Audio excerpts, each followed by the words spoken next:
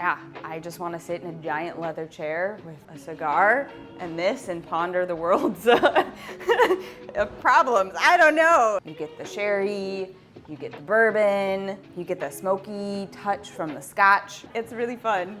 Okay, let's go shopping.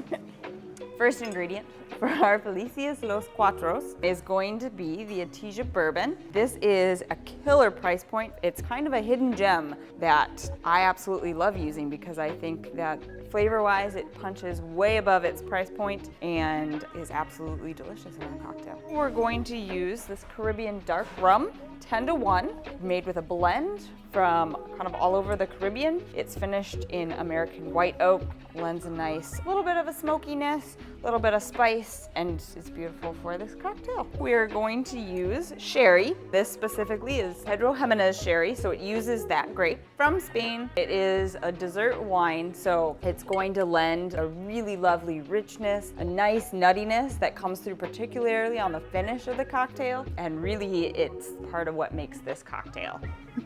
Okay, so now that we have our ingredients, I'm going to show you how to make the Felices Los Cuatro, or the swingers cocktail. So the story from my source goes, there was a couple and he was singing a song to his love, telling her that if she were to leave him for another, he would also find another. Then there would be 4 of them and they would be happy.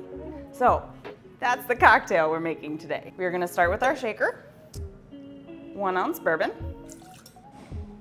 1 ounce rum, ½ ounce sherry, and then just 1 bar spoon of your Islay Scotch, because this adds smokiness and you only need a small bit. A couple dashes orange bitters. So generally in the cocktail you would use tiki bitters, we're using orange. Ice, shake.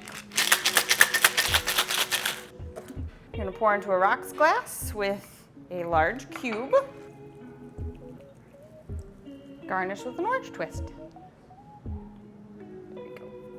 And that is how you make the Felices Los Cuatro.